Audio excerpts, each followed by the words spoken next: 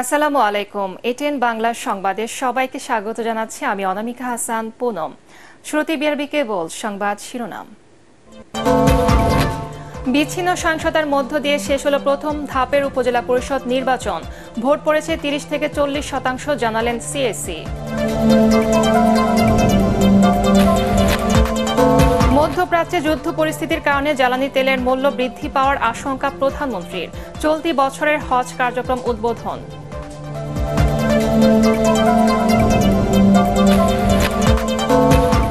Bank ঋণের সুদের হার বাজার ভিত্তিক হল বাংলাদেশ ব্যাংক। একদিনে ডলারের দাম বাড়ল 7 টাকা। টাকার বড় ধরনের অবমূল্যায়ন।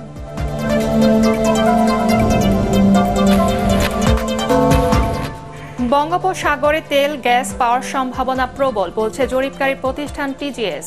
অনুসন্ধানে দরপত্র কিনেছে এখন পর্যন্ত 7টি আন্তর্জাতিক কোম্পানি। এবং কোন সড়কে কত গতিতে কোন যানবাহন চলবে তা ঠিক করে দিল সড়ক বিভাগ। বাস্তবায়নে রাস্তায় থাকবে ভ্রাম্যমাণ আদালত।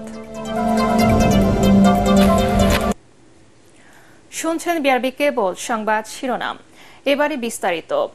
বিচ্ছিন্ন সহিংসতার মধ্য দিয়ে শেষ হল প্রথম ধাপে উপজেলা পরিষদ নির্বাচনের ভোট গ্রহণ। এখন চলছে গণনা। এর আগে সকাল ৮টায় ১৩৯টি উপজেলায় ভোট গ্রহণ শুরুর পর সুনামগঞ্জ, নরসিংদী, মাদারীপুর, চাঁপাইনবাবগঞ্জ, বগুড়া ও মুন্সিগঞ্জ সহ বেশ কয়েক জেলায় প্রার্থীদের সমর্থকদের মধ্যে সংঘর্ষ বাধে। এতে এ পর্যন্ত অন্তত ৩০ জন আহত হয়েছেন। প্রতিনিধিদের পাঠানো তথ্যচিত্র নিয়ে রিপোর্ট করছেন ইমদাদুল্লাহ বাবু। উৎসব মুখর পরিবেশে সকাল থেকে ১৩৯টি উপজেলায় শুরু হয় উপজেলা পরিষদ নির্বাচনের ভোট গ্রহণ। ভোট দিতে কেন্দ্রে কেন্দ্রে ভিড় করেন ভোটাররা, কিন্তু বেলা গড়ানোর সাথে সাথে সহিংস হয়ে ওঠে গ্রামীণ জনপদের ভোট উৎসব। সুনামগঞ্জের শাল্লায় ২৪ কেন্দ্রে ২ চেয়ারম্যান প্রার্থীর সমর্থকদের মধ্যে সংঘর্ষ বাধে। বিজিবি এসে পরিস্থিতি নিয়ন্ত্রণে আনে। প্রার্থীর সমর্থনে টাকা বিলি করায় কেন্দ্র থেকে সহকারী প্রিজাইডিং অফিসার সহ ৪ জনকে গ্রেফতার করা হয়। নরসিংদী সদর উপজেলার কাকশিয়া কেন্দ্রে ২ চেয়ারম্যান প্রার্থীর সমর্থকদের মধ্যে সংঘর্ষে আহত হন ৫ জন। মাদারীপুরের মোস্তফাপুরে ২ চেয়ারম্যান প্রার্থীর সমর্থকদের সংঘর্ষে ৫০টি ককটেল বিস্ফোরণ করা হয়। আহত হন ১৫ জন। এছাড়া বগুড়ার গাবতলীতে ব্যালট পেপার কেন্দ্রের বাইরে আনার অভিযোগে নির্বাচনী কর্মকর্তা সহ ২ জনকে আটক করা হয়। চাঁপাইনবাবগঞ্জে সংঘর্ষে আহত হয়েছেন ৪ জন। মুন্সিগঞ্জে চেয়ারম্যান প্রার্থীর সমর্থকদের সাথে পুলিশের সংঘর্ষে ২ পুলিশ সদস্য সহ ৫ জন আহত হন। লক্ষ্মীপুরে জাল ভোট দেওয়ার অভিযোগে আটক করা হয়েছে নির্বাচনী কর্মকর্তাকে। ভোট কেন্দ্র থেকে পোলিং এজেন্টদের বের করে দেওয়ার অভিযোগ করেছেন কোনো প্রার্থী।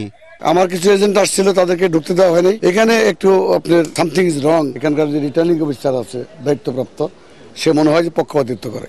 গাছপালা, আমাদের বনভূমি বা গাছপালার সংখ্যা ক্রমান্বয়ে কমে যাচ্ছে, এর জন্য উত্তাপ বেড়ে যাচ্ছে।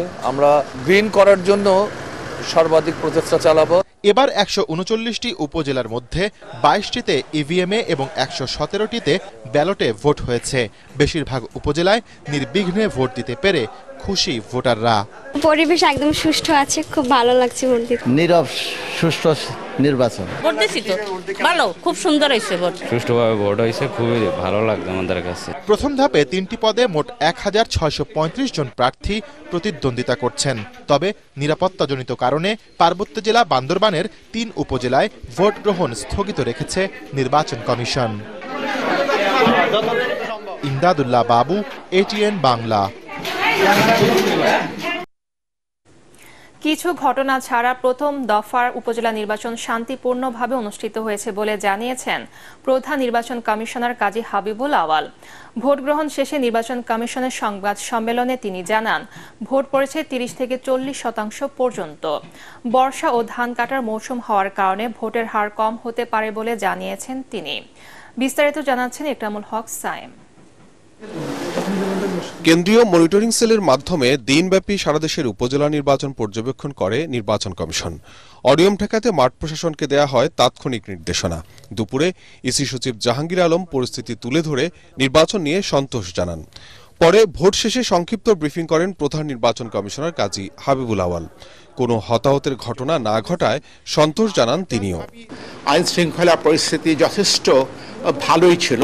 আমি বলবো না যে কোথাও কোনো ঘটনা ঘটেনি, কিছু কিছু খুবই বিক্ষিপ্ত সীমিত পর্যায়ের ঘটনা ঘটেছে। সংঘর্ষগুলো হয়েছে প্রার্থীদের যারা ভোট কেন্দ্রের বাইরে, ভোট কেন্দ্রের ভেতরে কোনো সংঘর্ষ হয়নি। ভোট কেন্দ্রের বাইরে যে সংঘর্ষটা হয়েছে সেটা প্রার্থীদের যারা সমর্থক এবং কর্মী তাদের মধ্যে ধাওয়া পাল্টা ধাওয়ায় 25 জন আহত হয়েছেন। আর টোটাল 10,399টি কেন্দ্রে আজকে ভোট অনুষ্ঠিত হচ্ছিল, তার মধ্যে 2টি কেন্দ্রে ভোট বন্ধ করে দেওয়া হয়েছে। সাংবাদিকদের প্রশ্নের জবাবে ভোটার উপস্থিতি নিয়েও কথা বলেন সিইসি। বলেন, ভোটের হার নয়, সুষ্ঠু ভোট আয়োজনই মুখ্য বিষয় কমিশনের কাছে। ভোটের পার্সেন্টেজটা খুব ঠিক করে এই মুহূর্তে, তবে আমরা যেটা পাচ্ছি 40%, 30% এর মাঝামাঝি টোটালটা থাকতে পারে। এর একটি কারণ হতে পারে,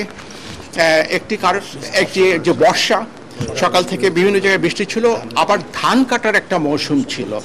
আমরা জানার চেষ্টা করেছি, আমাদেরকে বলা হয়েছে অনেকেই ধান কাটতে থাকায় ওরা ভোট দিতে আসেননি। সবশেষ 2019 সালে উপজেলা নির্বাচনে ভোটের হার ছিল 41%। 2014 সালে এই হার 61 ও 2009 সালে ছিল 67% বেশি। ইকরামুল হক সায়েম, এটিএন বাংলা, ঢাকা। মধ্যপ্রাচ্যে যুদ্ধ পরিস্থিতির কারণে জ্বালানি তেলের মূল্য বৃদ্ধি পেতে পারে বলে আশঙ্কা প্রকাশ করেছেন প্রধানমন্ত্রী শেখ হাসিনা। জাতীয় সংসদের প্রশ্ন উত্তর পর্বে তিনি বলেন, এতে আমদানিতে খরচ বেড়ে যাওয়ার পাশাপাশি সারের উপর বিরূপ প্রভাব পড়তে পারে। দ্রব্যমূল্য সহনীয় পর্যায়ে রাখার জন্য সরকার নানা পদক্ষেপ গ্রহণ করেছে উল্লেখ করে তিনি আরও বলেন, সহসায় টিসিবির পণ্যের মূল্য বৃদ্ধি পাচ্ছে না। বিস্তারিত জানাচ্ছেন সৈয়দ রিয়াজ। স্পিকার ডক্টর শিরিন শারমিন চৌধুরীর সভাপতিত্বে অনুষ্ঠিত সংসদ অধিবেশনের প্রথম পর্বে কয়েকজন সদস্যের প্রশ্নের উত্তর দেন প্রধানমন্ত্রী ও সংসদ নেতা শেখ হাসিনা। সর্বসাধারণের ঈদ যাত্রা নির্বিঘ্ন ও যানজটবিহীন হয়েছে এবং ঈদ ছুটি শেষে কর্মস্থলে ফিরে আসতে পেরেছে। মধ্যপ্রাচ্য নিয়ে এক প্রশ্নের জবাবে সংসদ নেতা জানান, ওই দেশগুলোর ঘটনা প্রবাহের উপর নজর রেখে সরকারের বিভিন্ন শাখায় প্রয়োজনীয় বিশেষ ব্যবস্থা নেয়ার নির্দেশ দেওয়া হয়েছে। মধ্যপ্রাচ্যের যে কোনো সংঘাত বা সংঘাতের খবর জ্বালানি তেলের বাজারকে প্রভাবিত করে, ফলে পণ্যের জাহাজ ভাড়া বৃদ্ধি পায়, যা সার্বিকভাবে আমদানি ব্যয়ের উপর চাপ সৃষ্টি করে। অন্যান্য পণ্যের ন্যায় সার আমদানি ব্যয়েও এর প্রভাব পড়তে পারে। বিশেষ করে সারের ক্ষেত্রে বিকল্প উৎস হিসেবে চীন, মরক্কো, তিউনিসিয়া, কানাডা, রাশিয়া ইত্যাদি দেশের সাথে বিদ্যমান সম্পর্ক আরো জোরদার করা হবে, ফলে এই সমস্যা হতে উত্তরণ অনেকাংশে সম্ভব হবে। প্রধানমন্ত্রী বলেন, যুদ্ধ পরিস্থিতির কারণে কোনো পণ্যের সরবরাহ সংকট দেখা দিলে স্বল্প সুদ সহ বিভিন্ন পদ্ধতি গ্রহণ করে যে কোনো পরিস্থিতি সহনীয় পর্যায়ে আনার জন্য প্রস্তুত রয়েছে সরকার। আমাদের সবসময় প্রচেষ্টা যে দ্রব্যমূল্য যেন নিয়ন্ত্রণে থাকে এবং তার জন্য যথাযথভাবে যে যে পণ্যের প্রয়োজন আমরা দেশে যেমন উৎপাদন বৃদ্ধির পদক্ষেপ নিয়েছি, পাশাপাশি আমদানিও আমরা করে যাচ্ছি। সেটা যত টাকাই লাগুক আমরা কিন্তু খরচ করে যাচ্ছি। দরিদ্র তাদের জন্য আরো কম মূল্যে চাল কিনতে পারে সে ব্যবস্থা করেছি। আর যারা একেবারে হতদরিদ্র তাদের আমরা বিনামূল্যে তাদেরকে আমরা চাল দিচ্ছি। এভাবে আমরা প্রতিটি ক্ষেত্রেই কিন্তু যথাযথভাবে পদক্ষেপ নিচ্ছি। পরে বাণিজ্য, শ্রম ও কর্মসংস্থান, প্রবাসী কল্যাণ ও বৈদেশিক কর্মসংস্থান, খাদ্য এবং দুর্যোগ ব্যবস্থাপনা ও ত্রাণ মন্ত্রণালয় সংক্রান্ত বিভিন্ন প্রশ্নের জবাব দেন সংশ্লিষ্ট মন্ত্রণালয়ের মন্ত্রী এবং প্রতিমন্ত্রীরা। সৈয়দ রিয়াজ, এটিএন বাংলা, ঢাকা। সরকার ক্ষমতায় থাকলে বাংলাদেশের দেশে ইসলামের নামে কিছু লোক সন্ত্রাস সৃষ্টি করে মুসলমানদের বদনাম করছে বলে মন্তব্য করেছেন প্রধানমন্ত্রী শেখ হাসিনা।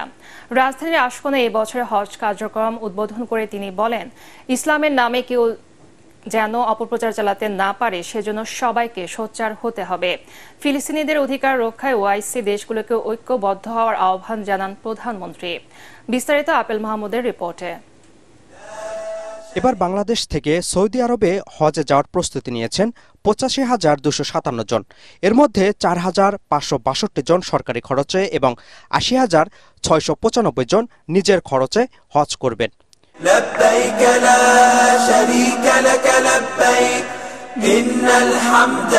রাজধানীর আশকোনা হাজি ক্যাম্পে হজ কার্যক্রমের উদ্বোধন করেন প্রধানমন্ত্রী শেখ হাসিনা। হজ ব্যবস্থাপনা উন্নত করতে সরকারের উদ্যোগ তুলে ধরে তিনি বলেন, দেশবাসী ভোগান্তি ছাড়াই এখন হজ করতে পারছে। আজকে আমরা হজ ব্যবস্থাপনাকে প্রতিবারই যখনই যাচ্ছেন যে কোনো সমস্যা হচ্ছে সেটাকে আরো উন্নত করার পদক্ষেপ নিচ্ছি, আর এই ক্ষেত্রে সৌদি সরকার সবসময় আমাদেরকে সহযোগিতা করে যাচ্ছে। আমি আপনাদের সবাইকে বলবো যে আপনারা যে যাবেন আপনারা সবাই অবশ্যই আমাদের জন্য দোয়া করবেন, বাংলাদেশের জন্য দোয়া করবেন, বাংলাদেশের মানুষের জন্য দোয়া করবেন, সেই সাথে সারা বিশ্বের মুসলিম উম্মার জন্য দোয়া করবেন। ইসলামের নামে কিছু গোষ্ঠীর সন্ত্রাসী কর্মকাণ্ডের সমালোচনা করে তাদের প্রতিরোধের তাগিদ দেন সরকার প্রধান। জঙ্গিবাদ করে আমাদের একটা পবিত্র ধর্ম ইসলাম ধর্ম, যে ধর্ম শান্তির ধর্ম, যে ধর্ম সকল শ্রেণীর মানুষকে অধিকার দিয়ে গেছে, সেই ধর্মের নামে একটা সামান্য মুষ্টিমেয় কিছু লোক তারা যে এই সন্ত্রাসী কর্মকাণ্ড করে একটা বদনাম দিয়ে যায়, এটাই সব থেকে দুঃখজনক। আমি এটারও প্রতিবাদ করি সবসময়, কারণ আমরা শান্তিতে বিশ্বাস করতে চাই এবং আমরা মানুষের উন্নয়ন করতে চাই। আবারও ফিলিস্তিনে গণহত্যার প্রতিবাদ জানান প্রধানমন্ত্রী। আমি সবসময় যেখানে আমি কথা বলছি আমি আমার কণ্ঠস্বর আমি প্রতি জায়গায় এর প্রতিবাদ করে যাচ্ছি, কারণ প্যালেস্টাইন তারা তাদের আরব ভূখণ্ডে তাদের জায়গা তারা পাবে, এটা তাদের অধিকার, এই অধিকার কেউ কেড়ে নিতে পারে না, কাজে সেই অধিকার তাদের দিতে হবে। আজকে যদি আমাদের সকল মুসলিম কান্ট্রিগুলি এক হয়ে একযোগে কাজ করতে পারত তাহলে আরো আমরা এই ব্যাপারে অনেক অগ্রগামী হতে পারতাম। এবং আমি ওআইসি ভুক্ত দেশগুলির মধ্যে আমি একমাত্র বোন, আমি বলছি যে আমি তো একমাত্র বোন আছি, কাজে আমার এখানে এটাই কথা যে সকলে এক হন এবং এই ধরনের অন্যায় অবিচার যেন আমাদের উপর না হয় সেদিকে তার জন্য সকলে সোচ্চার থাকবেন। আগামী 9 মে থেকে 117টি হজ ফ্লাইট পরিচালনা করবে বিমান বাংলাদেশ এয়ারলাইন্স। 20 জুন থেকে শুরু হবে ফিরতি flight. Apple Mahmud, ATN Bangla, Dhaka. জাতীয় নির্বাচনের মতো দেশবাসী উপজেলার ভোটও বর্জন করেছে বলে দাবি করেছে বিএনপি। রাজধানীতে আলাদা অনুষ্ঠানে দলের সিনিয়র নেতারা বলেন, বিএনপির আহ্বানের সাড়া দিয়ে কেন্দ্রে যায়নি ভোটাররা, ভোট কেন্দ্র ছিল সরকার সমর্থকদের দখলে। তারা অভিযোগ করেন আওয়ামী লীগ গণতন্ত্র ও নির্বাচনী ব্যবস্থাকে ধ্বংস করে দিয়েছে। মইনুল হাসানের রিপোর্ট। প্রথম ধাপের উপজেলা নির্বাচনের ভোট গ্রহণ চলাকালেই এ নির্বাচনকে দেশবাসীর সাথে আরেকটি প্রহসন বলে দাবি করেন বিএনপির মুখপাত্র রুহুল কবির রিজভী। কেন্দ্রীয় কার্যালয়ে সংবাদ সম্মেলনে গণমাধ্যমে প্রচারিত কয়েকটি ভোট কেন্দ্রের ছবি দেখিয়ে তিনি বলেন, ভোট বর্জন করে সরকার ও নির্বাচন কমিশনের প্রতি আবারও অনাস্থা জানিয়ে দিয়েছে জনগণ। আওয়ামী প্রতারণার ফাঁদে পা না দিয়ে দেশের ভোটারগণ সর্বান্তকরণে উপজেলা নির্বাচন প্রত্যাখ্যান করছে। আরো যে 3 দফা পরবর্তীতে আছে, সেই 3 দফা নির্বাচনে জনগণ ভোটাররা কেউ যাবে না। আওয়ামী সমর্থকরাও সব যায় না, কয়েকজন সুবিধাভোগী তারা ঘুরে ফিরে তাদের লোকজন ওই লাইনে দাঁড় করে রাখে। আওয়ামী সরকার মন্ত্রী, এমপি ও নেতাদের স্বজন ছাড়া অন্য কেউ নির্বাচিত হতে পারে না। ভোটারদের ভোটের প্রয়োজন হয় না, ফলাফল নির্ধারিত থাকে, সেটাই ঘোষিত হয়।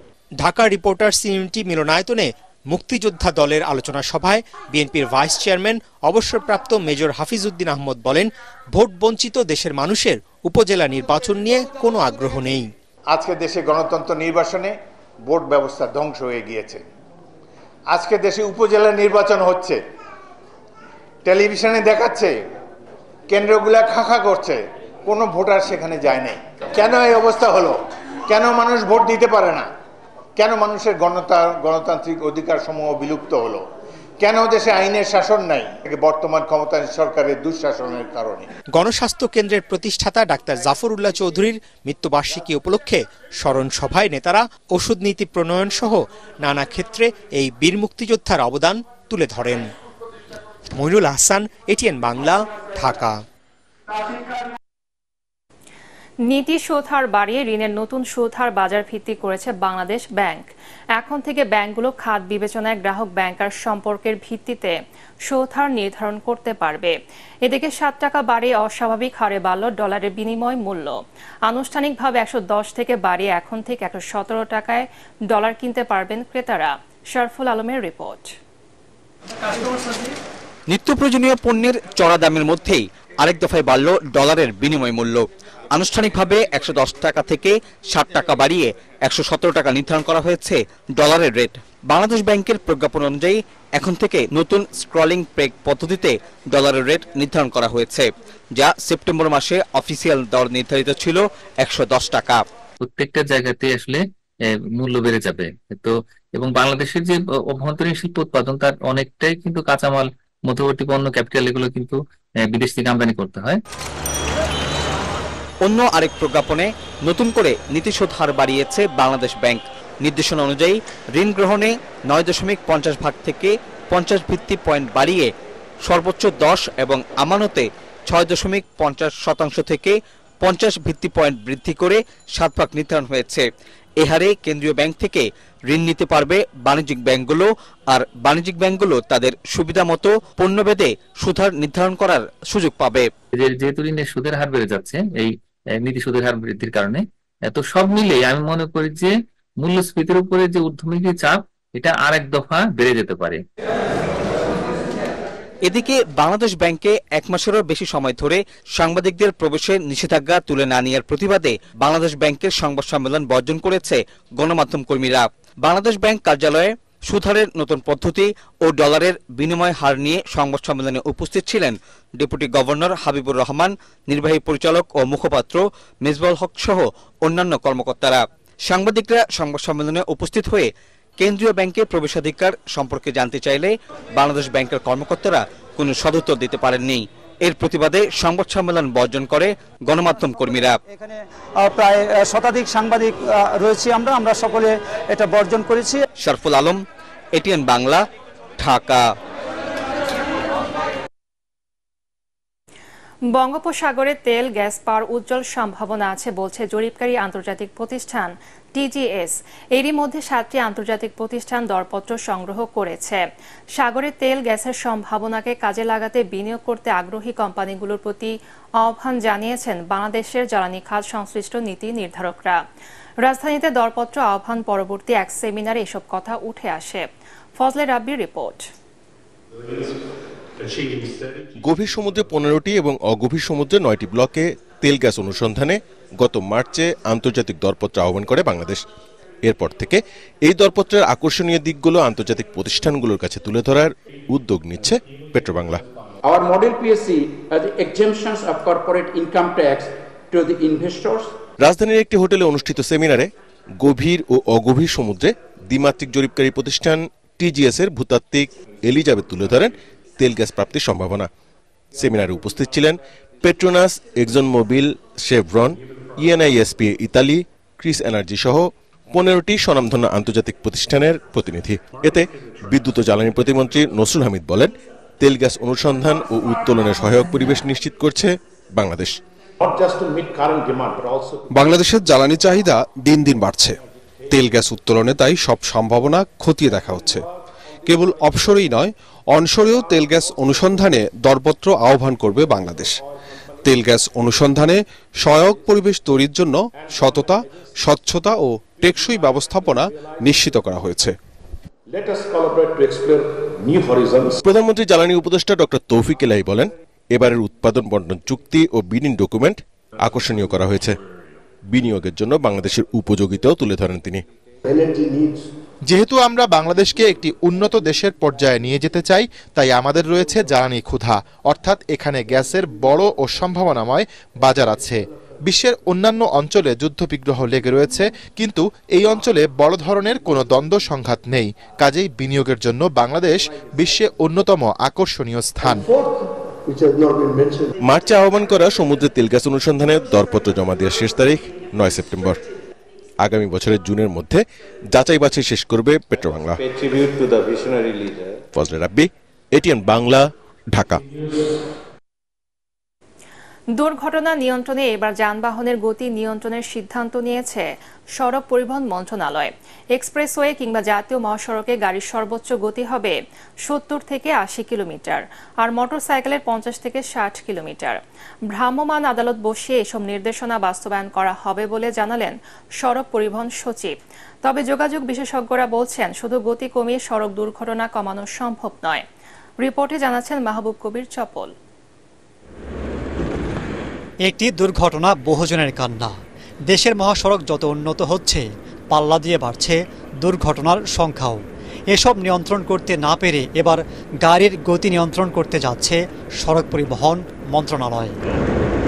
নতুন নির্দেশনা অনুযায়ী এক্সপ্রেসওয়েতে বাস ও কারের সর্বোচ্চ গতি হবে ৮০ কিলোমিটার, ট্রাকের ৫০ আর মোটরসাইকেলের ৬০ কিলোমিটার। জাতীয় মহাসড়কেও সর্বোচ্চ ৮০ কিলোমিটার গতিতে বাস ও কার চলবে, আর ৫০ কিলোমিটার গতিতে চলবে ট্রাক ও মোটরসাইকেল। আঞ্চলিক মহাসড়কে বাস কারের সর্বোচ্চ গতি হবে ৪০ কিলোমিটার, ট্রাক ও মোটরসাইকেলের গতি হবে ৩০ কিলোমিটার। এছাড়াও হাসপাতাল, শিক্ষা প্রতিষ্ঠান সহ সংবেদনশীল স্থাপনার পাশে যানবাহনের সর্বোচ্চ গতি হবে ৩০ থেকে ৪০ কিলোমিটার। আশা করছি যদি সবাই এই গতি সীমা মেনে চলে তাহলে দুর্ঘটনাটা অনেক কম। আপনি দেখবেন ঢাকা চট্টগ্রাম রোডে কিন্তু অ্যাক্সিডেন্ট খুব কমে গেছে। কারণ হচ্ছে কি, এই রাস্তা কিন্তু ভালো, স্পিড তুলতে পারে না। যদি গতিসীমা না মানে তার জন্য ওখানে স্পেসিফিক ধারা আছে, তার জন্য কি পানিশমেন্ট। তবে যোগাযোগ বিশেষজ্ঞরা বলছেন, শুধু গতি কমিয়ে দুর্ঘটনা কমানো কঠিন। নিশ্চিত করতে হবে চালক ও যানবাহনের ফিটনেস। এই যে একটা আমি বেঁধে দিচ্ছি যে ৮০-র বেশি সে গতি তুলতে পারবে না, কিন্তু সড়কটা কিন্তু আমি ১০০-র জন্য ডিজাইন করে ফেলেছি।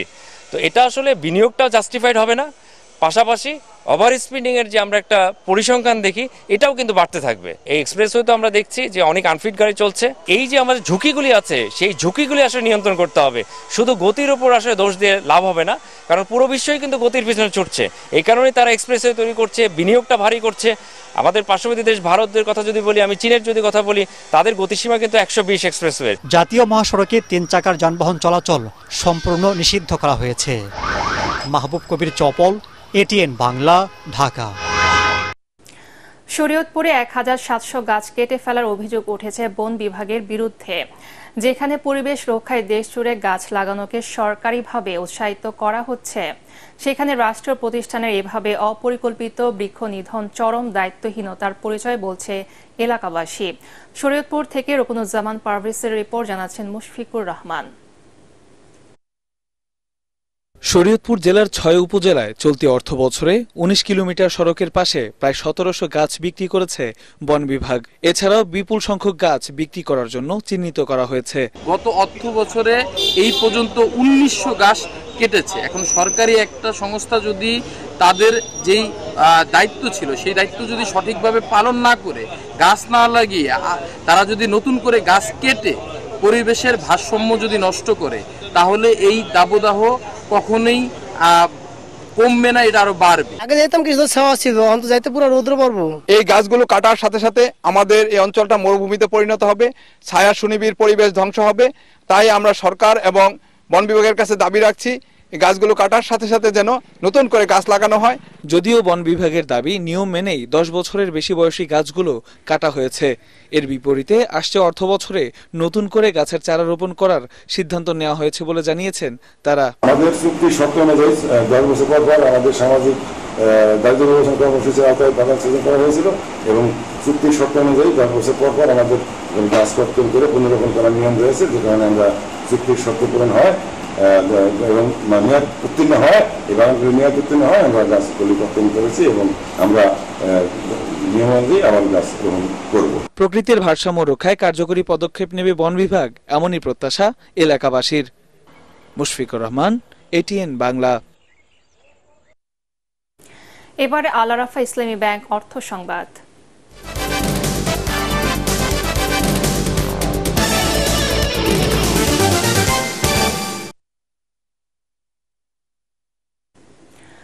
বাংলাদেশ স্টার্টআপ সামিট আয়োজনের জন্য স্টার্টআপ বাংলাদেশের সাথে চুক্তি স্বাক্ষর করেছে এশিয়াটিক মাইন্ডশা লিমিটেড এবং উইন্ড মিল অ্যাডভার্টাইজিং লিমিটেড। চুক্তি স্বাক্ষর অনুষ্ঠানে স্টার্টআপ বাংলাদেশের পরিচালনা পর্ষদের চেয়ারম্যান ও আইসিটি বিভাগের সচিব শামসুল আরেফিন এবং বাংলাদেশ কম্পিউটার কাউন্সিলের নির্বাহী পরিচালক ও স্টার্টআপ বাংলাদেশের পরিচালনা পর্ষদের সদস্য রণজিৎ কুমারের উপস্থিতিতে চুক্তি স্বাক্ষর করে সংশ্লিষ্ট প্রতিষ্ঠানগুলোর প্রতিনিধিরা। এ সময় স্টার্টআপ বাংলাদেশ লিমিটেডের ব্যবস্থাপনা পরিচালক সামি আহমেদ, এশিয়াটিক মাইন্ডশা লিমিটেডের ব্যবস্থাপনা পরিচালক Morshed Alam, wind mill advertising লিমিটেডের ব্যবস্থাপনা পরিচালক সাব্বির রহমান তানিম উপস্থিত ছিলেন।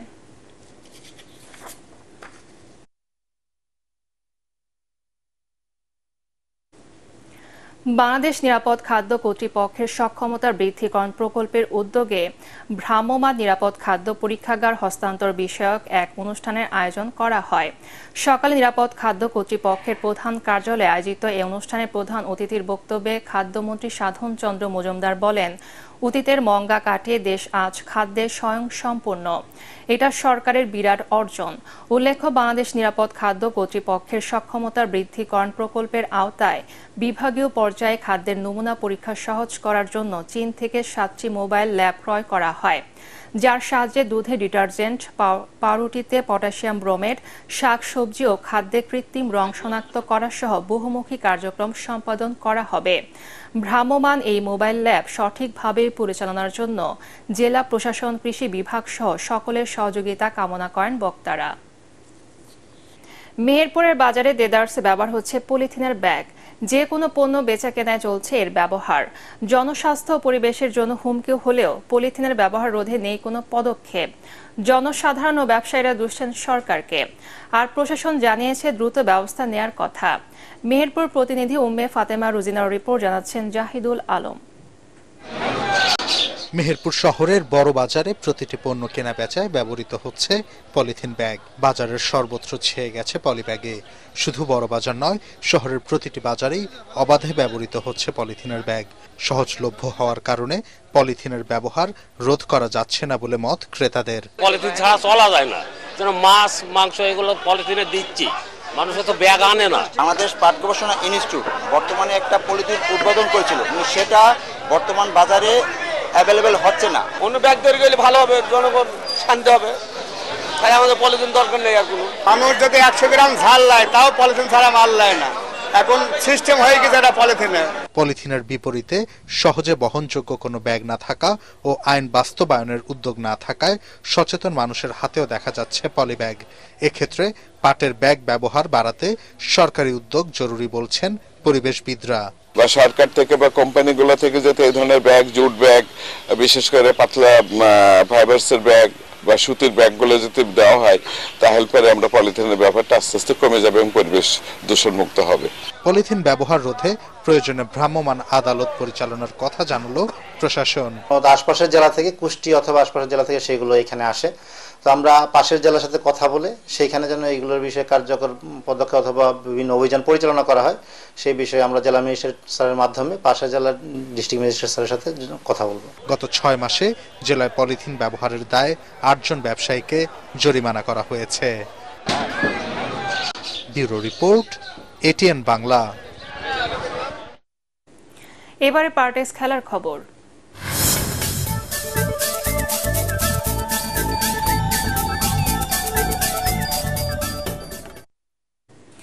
জিম্বাবুয়ের বিপক্ষে টি20 সিরিজের শেষ 2 ম্যাচের জন্য 15 সদস্যের দল ঘোষণা করেছে বাংলাদেশ ক্রিকেট বোর্ড। দলে ফিরেছেন সাকিব আল হাসান, মুস্তাফিজুর রহমান ও সৌম্য সরকার।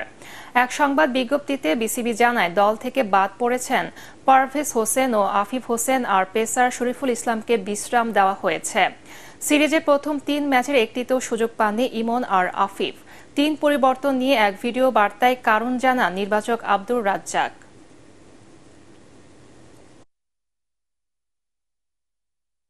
চিন্তাতেই ছিল যে অন্তত ওয়ার্ল্ড কাপ খেলতে যাওয়ার আগে কিছু ইন্টারন্যাশনাল ম্যাচ খেলবে, তো লাস্ট 2টা টি20-র জন্য ওকে আমরা আগে থেকেই চিন্তা করে রেখেছিলাম আফিফ আর সাকিবের রিপ্লেসমেন্টে। শরীফুল এবং মুস্তাফিজের চেঞ্জেসটা হচ্ছে, ওকে আমরা চেয়েছিলাম যে ছোট্ট একটা রেস্ট দিতে। সৌম্য সরকার যেহেতু ইনজুরির মধ্যে ছিল, ও খেলার জন্য এখন ফিট হয়েছে। শেষ করার আগে বিআরবি কেবল সংবাদ শিরোনাম আরেকবার। বিচ্ছিন্ন সহিংসতার মধ্য দিয়ে শেষ হলো প্রথম ধাপের উপজেলা পরিষদ নির্বাচন। ভোট পড়েছে 30 থেকে 40%, জানালেন সিএসি।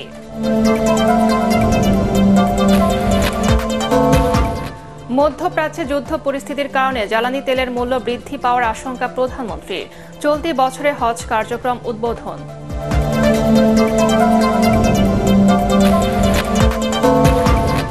ব্যাংক ঋণের সুদের হার বাজার ভিত্তিক করল বাংলাদেশ ব্যাংক। একদিনে ডলারের দাম বাড়ল 7 টাকা, টাকার বড় ধরনের অবমূল্যায়ন।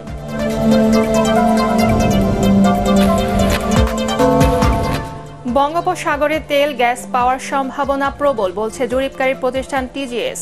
অনুসন্ধানে দরপত্র কিনেছে এখন পর্যন্ত 7টি আন্তর্জাতিক কোম্পানি।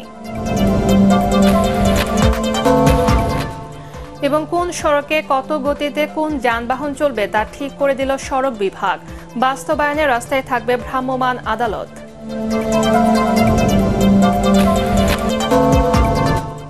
পরবর্তী সংবাদ দেখার আমন্ত্রণ জানিয়ে এখনকার মতো শেষ করছি। ATN বাংলা সংবাদ ইউটিউবে দেখতে ব্রাউজ করুন youtube/ATN বাংলা নিউজ। ধন্যবাদ সবাইকে।